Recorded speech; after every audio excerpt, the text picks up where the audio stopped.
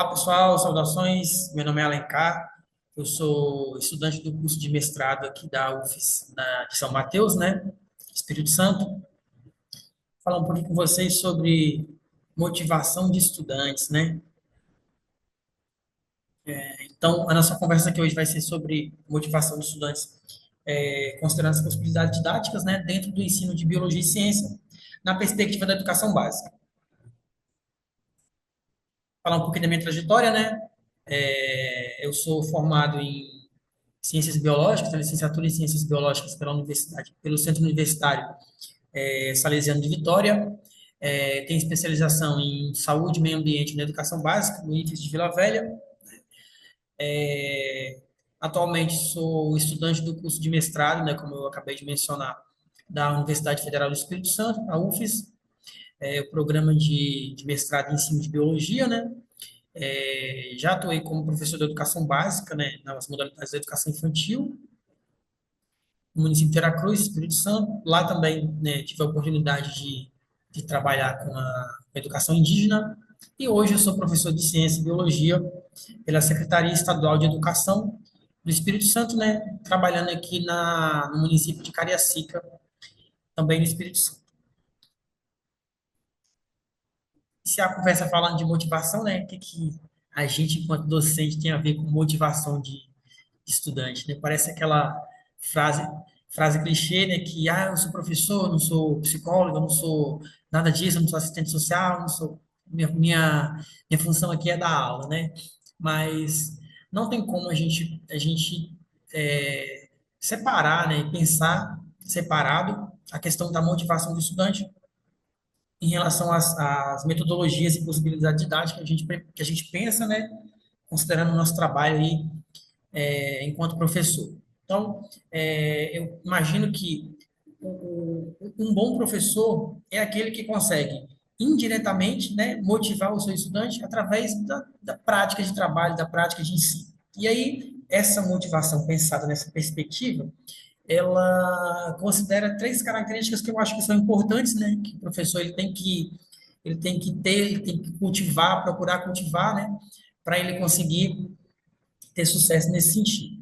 Primeira coisa, o vínculo, né? Não tem como você pensar 200 dias letivos com o estudante se você não criar um vínculo com ele, né? Eu acho que é impensável você imaginar que você vai ficar esse período todo com o estudante, você não vai criar o vínculo. Então, esse vínculo ele é importante, porque através desse vínculo, né, desse laço que o professor cria com o estudante, a gente tem mais possibilidade de atingir esse estudante em relação ao que ele espera da disciplina, ao que ele espera do conteúdo, do currículo, né, de ciências e biologia e de outras áreas de conhecimento também.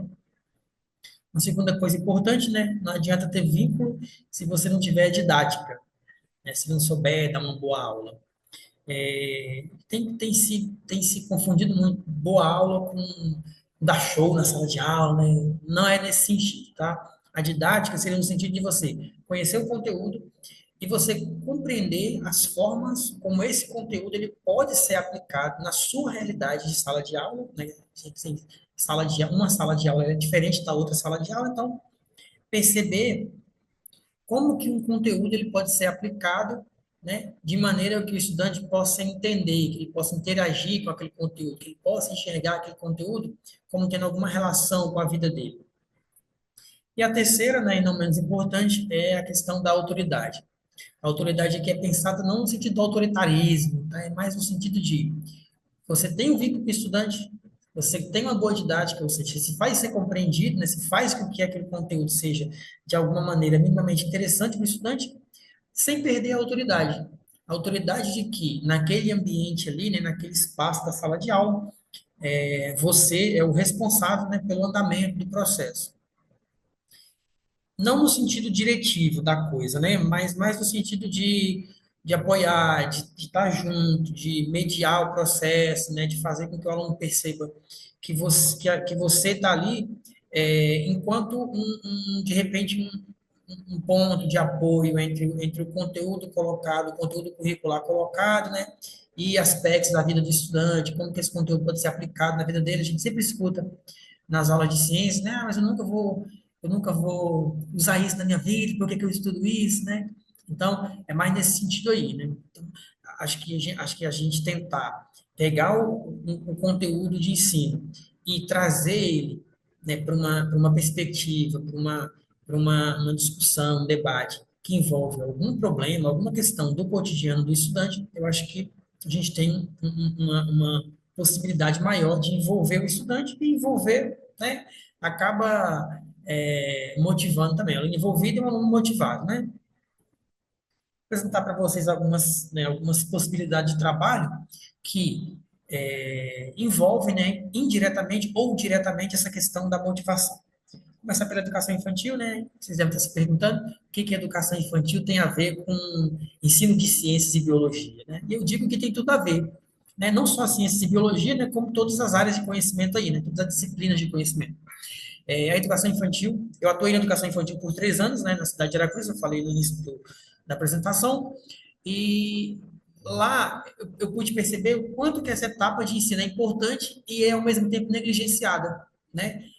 Importante no sentido de que ali está a base. Então, é ali que você vai inculcar nas crianças, né, a base, o despertar deles para, por exemplo, enxergar a escola como um espaço de troca, como um espaço que você pode se divertir, né, como um espaço que pode ser agradável, e não como um espaço que você vai para cumprir uma meta social, que é o que o pai tem que manter o filho na escola, né? Então, a legislação preconiza que os pais têm que manter a criança na escola a partir dos 4 anos, é obrigatório, né?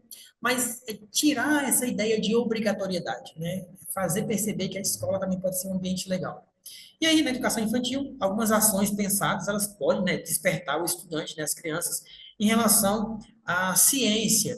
Um aluno que ele é despertado, né, para essa questão da importância da ciência na vida dele, é um estudante que ele vai ter uma motivação maior nas próximas etapas de ensino, né, no ensino fundamental, no ensino médio, tudo mais. Então, eu tenho aqui duas opções, né? Aliás, dois exemplos de atividades, de ações que foram realizadas com as crianças, né? Essa foto do meio da apresentação é uma atividade motora, que envolve a questão, né, da movimentação, percepção de membro superior, membro inferior e tudo mais. E a imagem, né, de baixo, a imagem do canto esquerdo, é uma atividade de plantio de sementes, né? A gente percebeu lá com eles, né? E assim, eu chamo a atenção para que essas ações, elas são sempre pensadas junto com o estudante, não é uma coisa posta pelo professor. Embora a gente tenha uma série de parâmetros, né, legislação, currículo, orientações, tudo mais, que direcionam o trabalho da gente, a gente tem de uma educação cada vez mais direcionada, mas ainda assim há a possibilidade de trabalhar de maneira mais próxima da realidade do estudante. Uma dessas possibilidades seria trazer o estudante para o planejamento. Não um planejamento, aquele planejamento das quartas-feiras, né, que a gente faz, né? Não aquele planejamento ali papel, lá, mas sim na conversa, na troca, na percepção de você entender o que que é importante para o estudante, o que que você consegue fazer que vai atingir ele de uma maneira mais, né, mais interessante, para fazer sentido para ele. Mas nesse sentido aí. Então, junto com eles, a gente percebeu que a escola tinha um espaço lá que não tinha nenhuma planta, né? Era um espaço vazio. Então, a ideia foi plantar, né? Transformar o ambiente escolar num ambiente mais florido, né? Mais plantas e tudo mais. Nesse sentido. A atividade foi bem interessante, né? Vocês podem perceber pelas imagens aí, né? Que eles se envolvem bastante se envolveram bastante, né, com as atividades.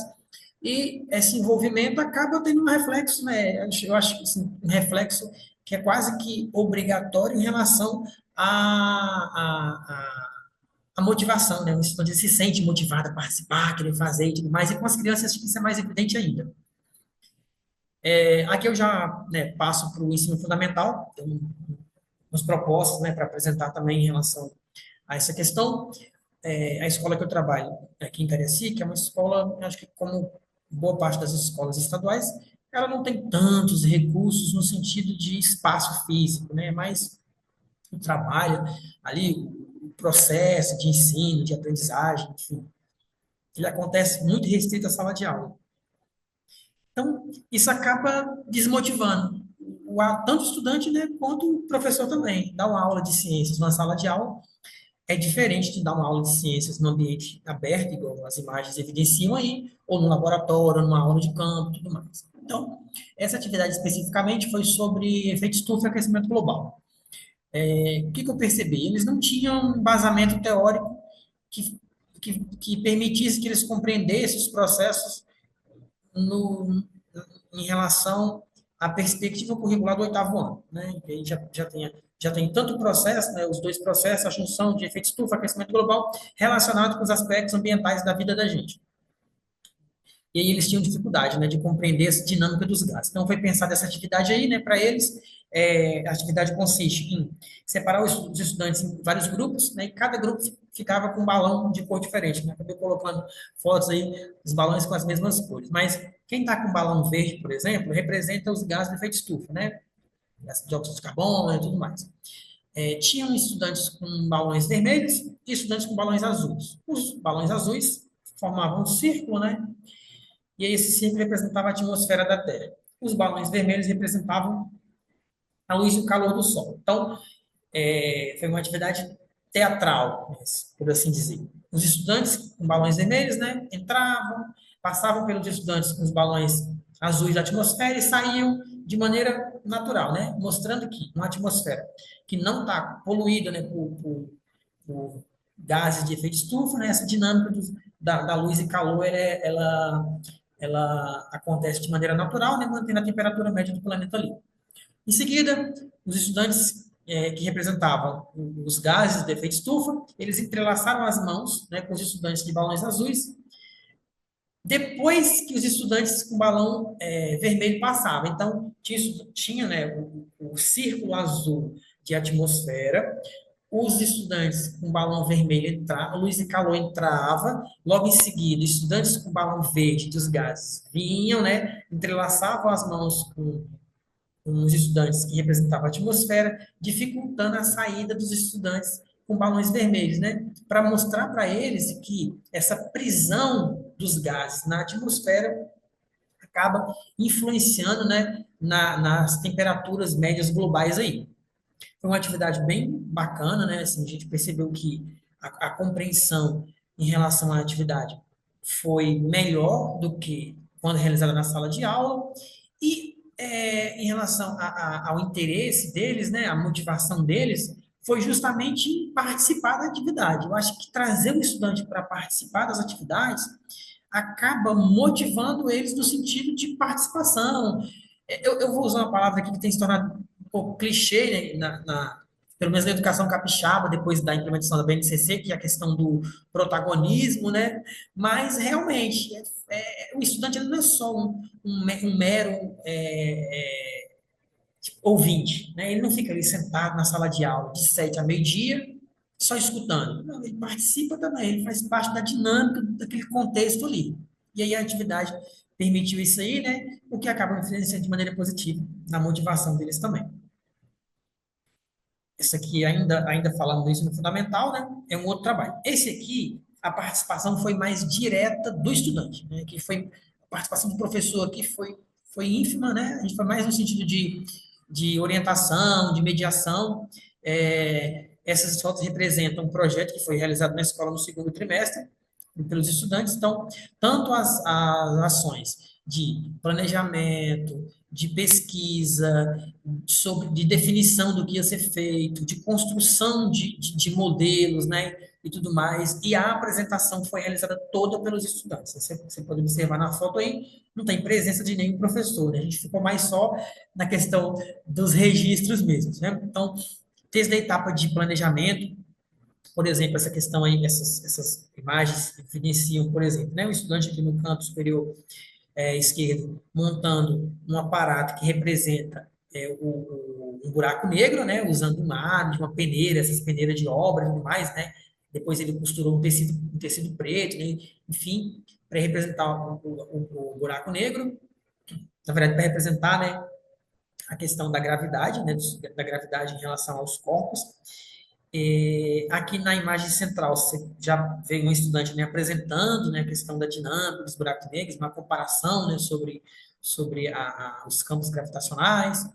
Na imagem, ainda no meio, né, imagem superior, tem um estudante segurando uma sombrinha, né, onde foram pendurados vários várias bolinhas de isopor, representando aí a questão da dinâmica dos planetas do sistema solar, né? E essa imagem da direita está mostrando as visitações, né? Tinha várias estações, né? O projeto foi focado mais em astronomia e matemática, né, também. Eu procurei evidenciar aqui mais a parte de astronomia. E aí você observa, né, que tinha várias estações, e nessa imagem aqui do canto esquerdo, você já observa os estudantes, né, participando das estações e verificando. É um trabalho que motiva no sentido de fazer o aluno se sentir pertencente àquele currículo, né? Então, assim, o conteúdo pode parecer abstrato em relação ao cotidiano, né? Falar de buraco negro no cotidiano pode parecer um pouco abstrato. Então, como que eu posso pegar um conteúdo que é abstrato, né, que eu não tenho tanta possibilidade de criar pontos, né, de contato com aspectos da vida, do dia a dia do estudante e transformar isso aí? Uma possibilidade é fazer o estudante pensar sobre isso, né, fazer o estudante discutir sobre isso, né, trabalhar com isso. E o trabalho foi mais nesse sentido aí.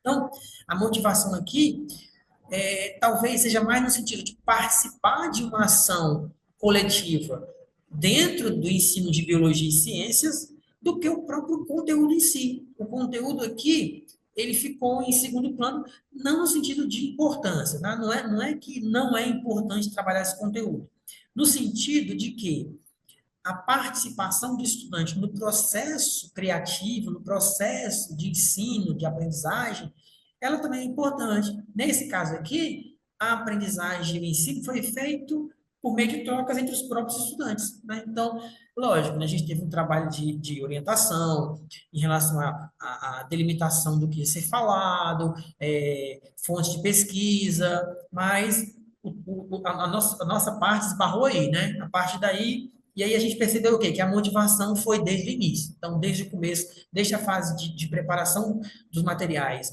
até a fase de organização do espaço, como vocês podem observar, e a questão da apresentação, foram aspectos bem positivos e que motivaram o estudante em relação a essa prática de participação. Essa é uma ação pensada para a educação indígena. O que eu quis trazer aqui na apresentação, né? Dizer o seguinte, que a motivação, ela vai variar dependendo da turma que você tem, dependendo do espaço que você tem, dependendo do contexto social, cultural, étnico, né, que se aplica, no caso aqui, à educação indígena. Então, o Espírito Santo, ele é um estado que ele tem uma escola indígena, né? Ela está situada no município de Aracruz, e ela atende, ela fica localizada na aldeia de Caíras Velha, né, que é uma aldeia indígena de Caíras Velha, mas ela atende estudantes de todas as aldeias ali do entorno, né? A gente tem algumas aldeias aí em Aracruz, e aí, como a aldeia de Caíras Velhas ela é a aldeia que tem maior espaço territorial, né? E foi escolhido a construção da escola ali só por uma questão de território. Mas ela atende estudantes de todas as comunidades indígenas ali do entorno. Então, é uma escola descaracterizada, né, no sentido cultural. Então, você passa por lá, é uma escola tipicamente de educação básica. Para a gente ter uma ideia, né, o Espírito Santo ainda não tem um currículo voltado à educação indígena. Tem uma orientação curricular, né, tem um material publicado pela Secretaria da Educação, mas não tem orientações curriculares. Então, o currículo aplicado lá ainda é o currículo da educação básica. E isso é ruim no sentido de que o currículo ele não caracteriza, sabe? Não caracteriza a questão étnica, a questão cultural, a questão das expressões artísticas daquela comunidade. E aí, pensando nisso, né? Isso acaba também desmotivando o estudante, né? Porque, poxa, eu vivencio uma coisa aqui na minha comunidade. Então, eu vou para a escola, na escola eu vou ter outro tipo de vivência, que não se aproxima aqui do meu dia a dia, do meu cotidiano, da minha comunidade. Então, a ideia foi nesse sentido, de trazer para a escola elementos que caracterizassem a cultura local. A imagem da direita, por exemplo, representa esses traços, eles são características étnicas. Cada grupo étnico tem, né, um traçado diferente. Esse é o que caracteriza a etnia da comunidade de Caeiras Velhas, né? E aqui no outro lado tem uma foto do muro inteiro, você vê, né, que houve uma participação e tal, eles também se sentiram motivados a realizar a atividade, né? E aí os desenhos foram feitos, os grafismos, né, foram feitos numa disciplina de eletiva, né, foi realizada por mim, junto com o professor de educação física, em que a gente tentou trazer para a escola, né, tentou caracterizar a escola com alguns elementos. Pode parecer pouco, né, em relação ao currículo. Poxa, a escola não tem um currículo, você podia pensar alguma ideia. Mas, no sentido de motivação, essa atividade ela teve um resultado positivo, né? Os estudantes eles se engajaram bastante, participaram da atividade. Aqui, mais uma modalidade de ensino, né, educação de jovens e adultos. Aí, embora a modalidade de educação de jovens e adultos, né, ela aconteça em escola de educação básica, a escola de Caieiras Velhas, né, a gente também oferece, né, a modalidade de educação de jovens e adultos, mas eu estou querendo dizer o seguinte, que o currículo, ele tem que ser diferenciado para a educação de jovens e adultos, né? O público aqui, ele tem outras demandas, ele tem outros anseios, ele tem outra perspectiva e tudo mais.